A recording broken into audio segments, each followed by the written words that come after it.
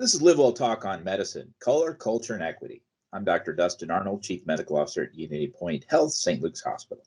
Today's podcast is another installment in our mini-series where we discuss topics related to diversity, equity, and inclusion. Returning to the podcast today is Dr. Stephen Pedron, physician at UnityPoint Clinic, Maternal Fetal Medicine, to discuss Black maternal health, patient-centered care, and solutions he's seen in his practice. Welcome back. Hey, how are you, Dustin? I'm well. Steve, it's clear, it is measurable that Black perinatal mortality and maternal health is worse than compared to the Caucasian population. And I'd like to just kind of approach that today from your standpoint, how you see the discrepancy and what we could possibly do about it. I think we want to be careful we don't take an outcome and not look at it scientifically and see how we can figure out this problem. Because whether or not you believe it's systemic racism or not, it's a fact, it's there, it's measurable, and we got to do something about it. Right. You want me to respond? Yeah, what has been your experience? It depends on your, first, yes, it's all scientific. It just depends on your definition of the science. What's the science? If your science is sociology and your science is economic and historic and institutional and baked in, then yes, there's definitely disparity. There's a big problem. If your science is biologic, and is there a difference between the Black patient's propensity to have a bad outcome compared to the Caucasian patient? Doubt it. I don't think that's there. I think it's all social and economic. That's my casual observation of that. I know that they can list things as eating habits, obesity, smoking, prenatal care, alcohol consumption, but those are all problems in the white population too. It's not like that's limited to Black people, but it truly is present. What has been your experience with, let's just start with nutritional deficits that you see in your patient population as compared to perhaps a more affluent population? Oh man, that's a great question. Let's just take your average population. Even if there is a difference in eating habits, there's a reason for the difference in eating habits. Again, that's baked in. It's social, it's cultural, it's something that is developed in our society as a consequence of X, whatever that X is, economics, living conditions, food deserts, areas that don't have good access to food. I think all of that is societal. Let's take a specific population, though, of our African immigrant population. We have huge dietary challenges in that population because there just, aren't enough African grocery stores.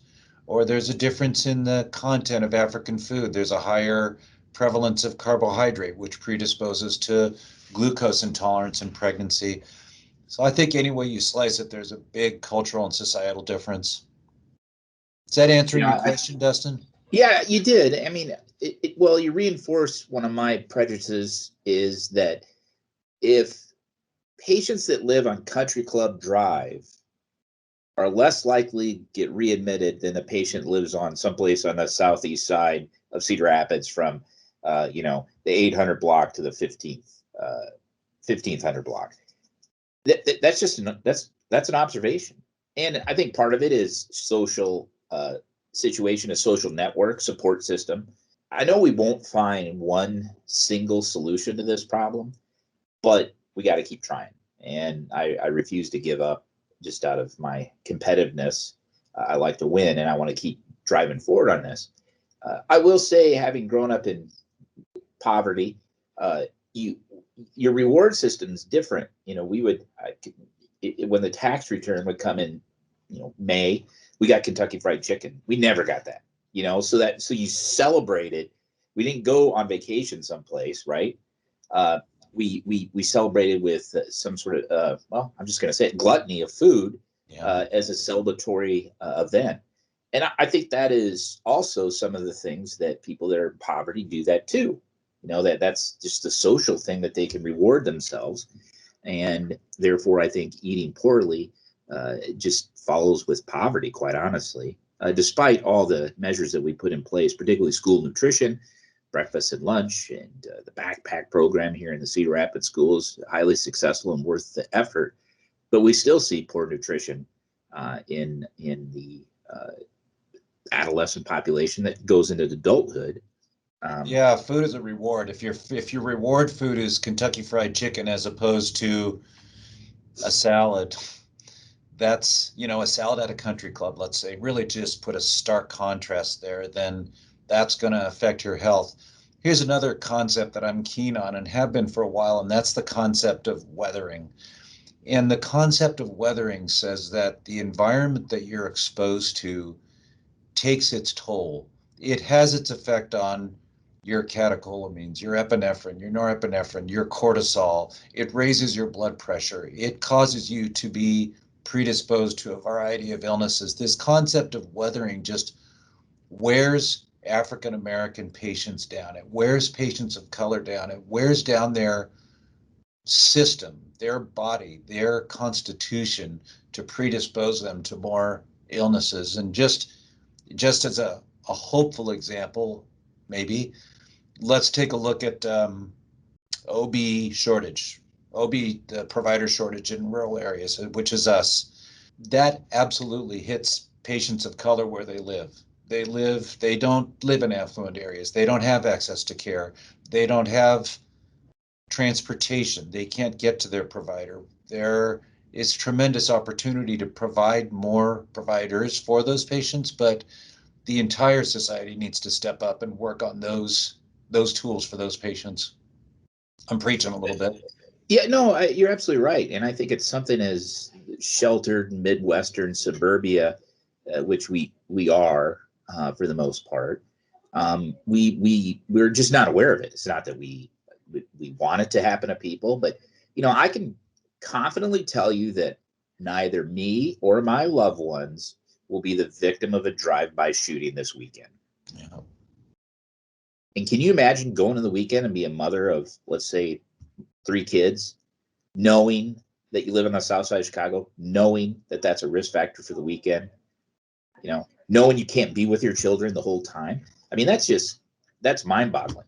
I mean, we don't have that stress. Yep. Yes, we exactly. Have stress. Most of the stress we have is self-induced, and it just that'll be another podcast. Yeah. But, so first, that's a real danger. You might get shot. Second, that stress, you're nailing it. That stress is what takes its toll. That stress of living in that environment, that wears you down. That's a measurable. There's an amazing author who worked on this, Geronimus.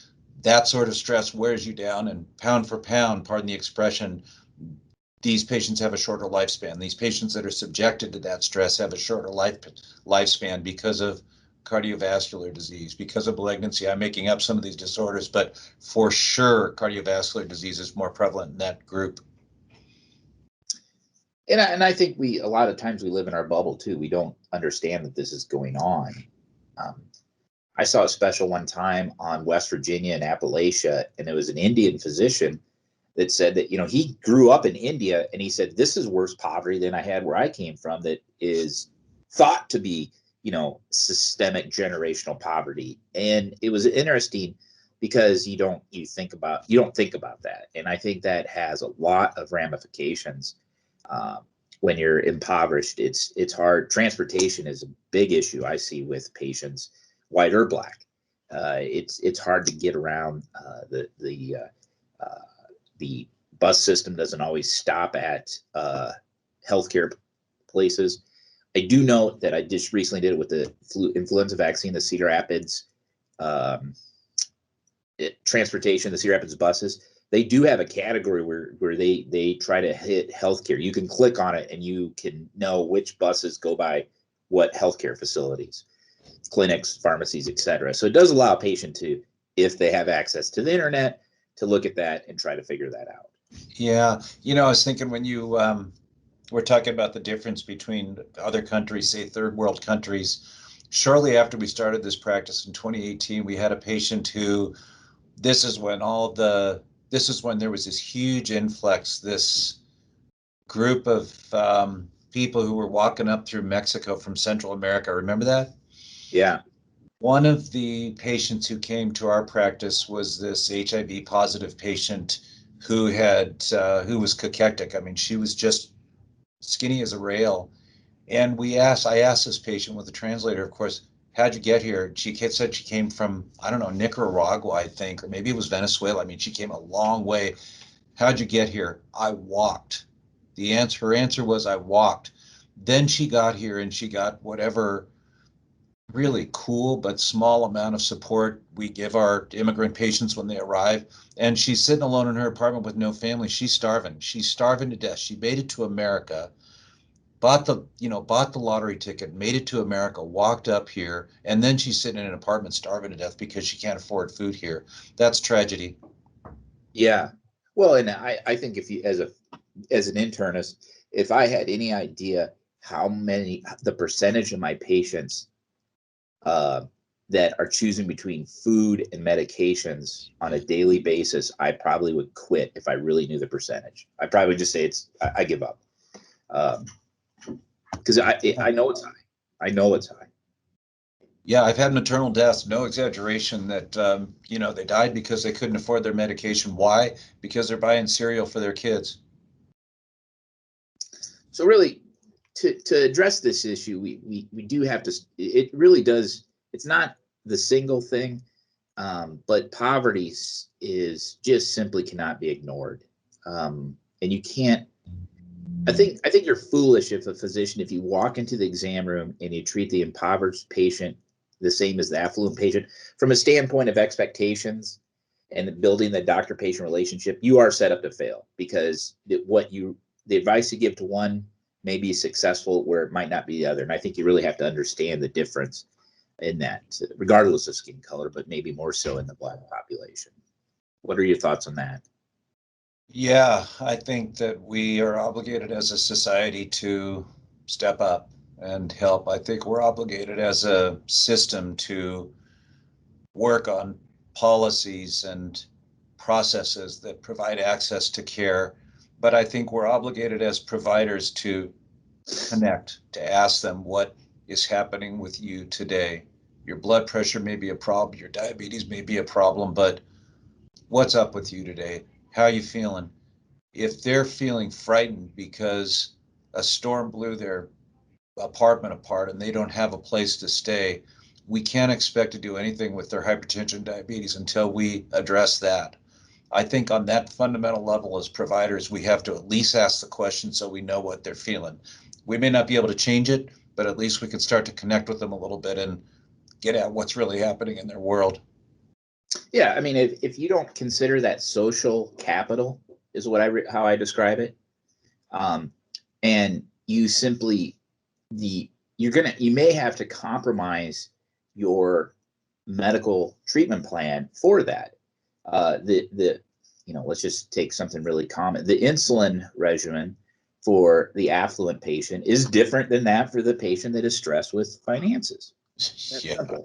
And if you provide the same to both of them, you might as well not even have seen the other patient because it's not going to work. And I think I am happy, not happy. I don't know if that, I'm optimistic, but let me say it that way, that we're starting to integrate thinking about social capital in our patients. That's not something you learn in medical school. That's not something that's in articles. I think I see more of it in articles than previously. I think experience builds on that as well, but it's something that really wasn't considered 10, 15 years ago. Every patient the same. I mean, I've always said that you have two doctor-patient relationships. You have the fraternal, and that's a patient that you have to be their buddy and solve problems, their brother. And then you have the paternal, and that's where you say, look, no, you're going to take this medicine. And some patients want that. Doctors tell me what to do. Okay. And you have to be able to adapt that depending on what the patient's personality is. And I think that's even highlighted more when you start to have this lack of this deficit of social capital. Yeah, the older I get, the less paternal I am. I don't think that works real well. I think that the fraternal, if you can get an edge and you can connect, The Fraternal is much more efficacious, but you're right. In a crisis, patients want to just be told what to do. If it's down to brass tacks, yep, you got to just tell them, look, my wife or daughter, this is how I would handle it. Question is, where are we going to go from here? How do we just change the talk into action? There are systems where Medicaid, for example, Medicare steps up and they fork out for housing, for transportation, for employment opportunities. And I think we're going to need to turn it around. We're going to need to turn the model that we're in right now big time in order to really address these problems, Dustin. Otherwise, I think it is just talk. Yeah, and yes, and I know we've had some. Yes, we've certainly had some events this past year that have put this in the forefront, and we can't take our eye off the ball. And these are long-term solutions. These aren't stuff that's going to be changed next week. No. I mean, the deficit of African American physicians is significant. It's disproportionate to the population of roughly 12%. Not 12% of the doctors are African American. Okay. And that's not to say that you can, if you don't have a doctor that's your same ethnic group, you can't get good care, but there is a connection there, like you said, fraternal. But that's a generational solution. I mean, you can't fix that in the next week. You can start tomorrow, but you're not going to see return on your investment for 16 years to 18 years. But that doesn't mean we don't try. No. Now I saw a flyer. You have an event coming up regarding Black maternal health, or I do. Program. Tell me about that. Well, that's a celebration of Black Kin conference. And I was invited to be on a panel for that conference. I think the word is out there that we care about this, that our practice cares, that our system cares about this, and we do. And I think the word is out on disparity. And I think the word is out that in our specialty, in obstetrics, if we're ever going to contend with this issue of disparity, that shortage of providers of color, that's never going to get fixed in the physician population. In our specialty, that'll only get fixed in the nurse midwifery population. So I think that they know that I'm an advocate of nurse midwifery, and that I also see that as a nurse midwives of color as a really promising solution to delivering care in a disparate culture. I think that they just know that I'm listening, Dustin, and that my mind is open, and that I'm trying to change. I'm trying to become culturally competent. I'm trying to become gender competent, gender fluent. There's so much that's happening, and there's so much language, and there's so much eye-opening material out there right now. I think that somebody just heard that I was game to listen. That's all. Well, that's certainly believable. You've always been a good colleague and collaborative on such things, and I'm optimistic that things can be improved, but it is a long-term solution with not only financial but also academic and thoughtful investments to make it return, and we just can't get discouraged. Okay, I'm going to try not to be discouraged then. Thank you. I'm going to work on that. I am the eternal optimist, by the way. Yeah, that's great. It's hard these days. We're all really trying to pull ourselves up by our bootstraps to be optimistic these days. And so I'll take any encouragement I can get. That's cool. Well, my door's always open if you need yeah, I appreciate that encouragement. But this has been great information. Always great to have discussion with you, Steve, on these topics. Thank you for joining me today. That was Dr. Stephen Pedron, physician at UnityPoint Clinic Maternal Fetal Medicine, discussing Black maternal health. Thank you for listening to LiveWell Talk On. If you enjoyed this episode, don't forget to subscribe. And if you want to spread the word, please give us a 5-star review and tell your family, friends, neighbors, strangers about our podcast. We're available on Apple Podcasts, Spotify, Pandora, or wherever you get your podcast. Until next time, be well.